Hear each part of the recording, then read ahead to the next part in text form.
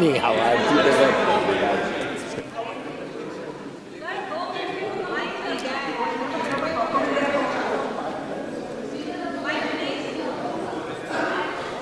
हो जाएगा, स्टार्ट करो।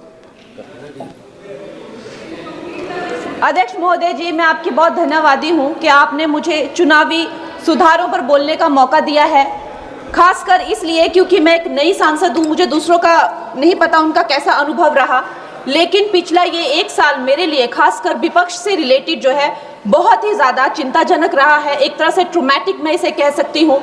हर दिन इन्होंने यहाँ पे तमाशा किया है, हमारा दिल दहल जाता था इनको देखकर। एसआईआर ये वेल में उतर जाते थे। यहाँ पर इन लोगों ने डराना, धमकाना, धक्का मुक्की, ऐसा कोई इन्होंने किसी तरह की कोई बदतमीजी नहीं है जो एक भी दिन इन्होंने संसद भवन चलने नहीं दिया। हम जनता के प्रतिनिधि हैं, हम यहाँ पर उनकी आवाज लेकर आते हैं, हम कुछ सीखने आते हैं, हम नए सांसद हैं। इन्होंने संसद अगर पिछले 2-3 दिन को छोड़ा जाए तो साल पर शायद ही थोड़ा चलने दिया है। एसआईआर कर करके इन्होंने यहाँ पे तमाशे किए, लेकिन अब जब इनको बोलने की बारी आई एसआईआर पे, तो अध्यक्ष महोदय जी हम देख रहे हैं कि कल leader of opposition Rahul Gandhi ji ने, मुझे लगा क्या खुलासा होगा, हम भी बड़े उत्सुक थे, सारी साल हमने एक ही शब्द सुना है, अब ये क्या ग्रैंड रेवलेशन होगी।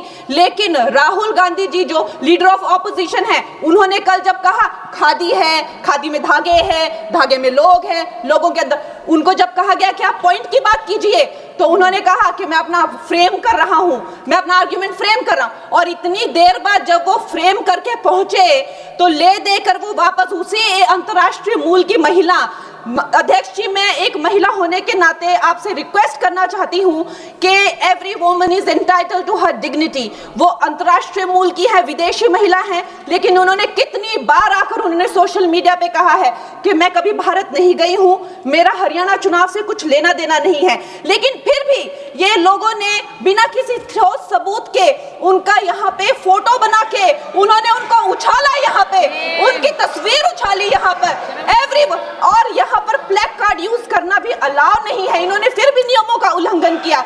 मैं चाहती हूँ सबसे पहले तो मैं इस सदन की तरफ से उन महिला से बहुत ही माफी मांगती हूँ कि इस सदन में बिना कि उनकी आजकल जो पर्सनैलिटी राइट्स का भी एक बहुत बड़ा क्राइम होता है, उसके उपरांत उनका फोटो यहाँ यूज किया गया, मुझे बहुत खेद है। भारतीय संसद भवन की तरफ से हम उनसे माफी मांगते हैं। और ये देखिए महिलाओं का हमेशा ये अपमान करते हैं, लेकिन हमारे प्रधानमंत्री चाहे बेटी बचाओ बेटी पढ़ाओ हो, महिलाओं को शौचालय देने से लेकर, महिलाओं को गैस देने से लेकर, महिलाओं को जो है वो छात्रवृत्ति न जाने कितनी ऐसी योजनाएं हैं।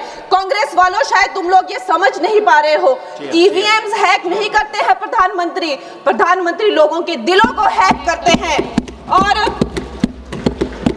और ये लोग दुहाई देते हैं कि वो जो पुराने जमाने के दकियानूसी, वो जो चिट कागज पे लिखकर जो मतदान होता था वो सबसे अच्छा था। ये लोग भूल गए वो दिन, आप लोग भूल गए वो दिन।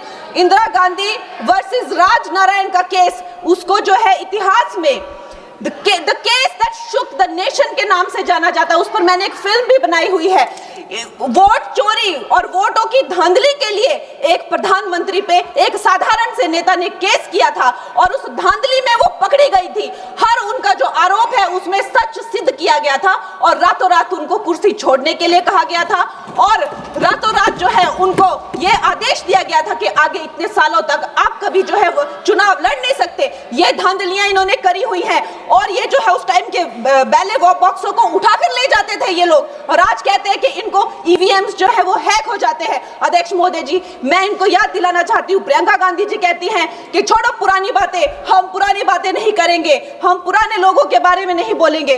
तो मैं ये जानना चाहती हूँ कि आपकी जो माता जी हैं वो तो आपकी अध्यक्ष है और इस वक्त की वो अध्यक्ष है, उनकी जो है आप देखिए जब उनकी नागरिकता नहीं थी, जब उनके पास 1983 में नागरिकता आई, उसके कितने साल पहले से वो वोट देती आ रही हैं। तो ये जो इनका जो परिवार है, एंटाइटलमेंट से जो ग्रस्त ये इनका परिवार है, ये प्रियंका गांधी जी को भी याद रखना चाहिए। चाहे आपका भूतकाल हो, चाहे आपका वर्तमान हो, आप सब लोग, चाहे ईवीएम हो या चाहे कागज पे लिखा हो, जब आप लोगों के चरित्र में जो है किसी तरह की मर्यादा नहीं है, आप लोगों ने कभी भी इस देश का, यहाँ की कानून व्यवस्था का, संविधान का कभी आप लोगों ने सम्मान नहीं किया हुआ है। और अध्यक्ष महोदय जी, बिहार में जैसे ही एसआईआर आया, एसआईआर लागू हुआ, हमारी सरकार ने जो है कम से कम 60 लाख से ज्यादा अवैध, अब ये जो सारे अमाननीय वोट कार्ड है, ये सिर्फ घुसपैठियों के नहीं है। कुछ ऐसे लोग हैं जो माइग्रेट हो गए हैं, कुछ ऐसे भी लोग हैं जो इस दुनिया में है ही नहीं। 60 लाख से ज्यादा। और अगर वो लोग जेन्युइन थे तो उन्होंने, किसी ने तो रिक्वेस्ट करनी चाहिए थी कि भाई मेरा वोटर आईडी कैंसिल हुआ है। उसके उपरांत जो है 21 नए वोटर आईडी जो है उन्होंने दिए हैं। और इस तरह का एक माहौल बना बिहार में कि आज तक की सबसे ज्यादा वोटिंग जो है 67% वोटिंग हुई। नागरिकों में ये उत्साह जगा कि जो है इस तरह की जो क्लेंजिंग प्रोसेस है वो होना चाहिए। मैं एक देशभक्त होने के नाते अध्यक्ष महोदय जी, मैं ये प्रपोज करना चाहती हूँ कि हमारे देश में जो है हमेशा महीने 2 महीने बाद हमारे जो शीर्ष नेतृत्व हो गए, सारे अधिकारी हो गए, हमारे जितने भी रिसोर्सेज हैं, हम लोग उनको हर महीने 2 महीने में इलेक्शंस में जो है पुश कर देते हैं। इससे हमारे देश का बहुत ही भारी नुकसान होता है। और मैं ये चाहूंगी कि 1 नेशन 1 इलेक्शन, जो नरेंद्र मोदी प्रधानमंत्री जी जो कहते हैं कि एक वोटिंग जो है डेमोक्रेसी के उत्सव के रूप में, जैसे कि दिवाली होती है, होली होती है, उस रूप में मनाया जाए। क्योंकि ये सिर्फ सरकार का ही नुकसान नहीं है, 10,000 करोड़ से ज्यादा का जो नुकसान होता है सिर्फ वही नहीं है, लेकिन मुझे लगता है कि धीरे धीरे हमारे जो नागरिक भी है उनमें जो वोटिंग फटीक है, बार बार उन्हें जागरूक करना, बार बार कई जगहों से जहां वो काम करते हैं वहां से उनको ट्रैवल करके अपने नेटिव प्लेसेस पे आना और बार बार मार्केटिंग करके, it is exhausting for the whole ecosystem. तो मैं ये प्रपोज करना चाहती हूँ कि 1 नेशन 1 इलेक्शन को लाया जाए। और ये जो भी हमें जिस तरह की जो असुविधा होती है हर महीने 2 महीने में इलेक्शंस की, उससे जो है हम बच सकते हैं। जय हिंद। धन्यवाद जी।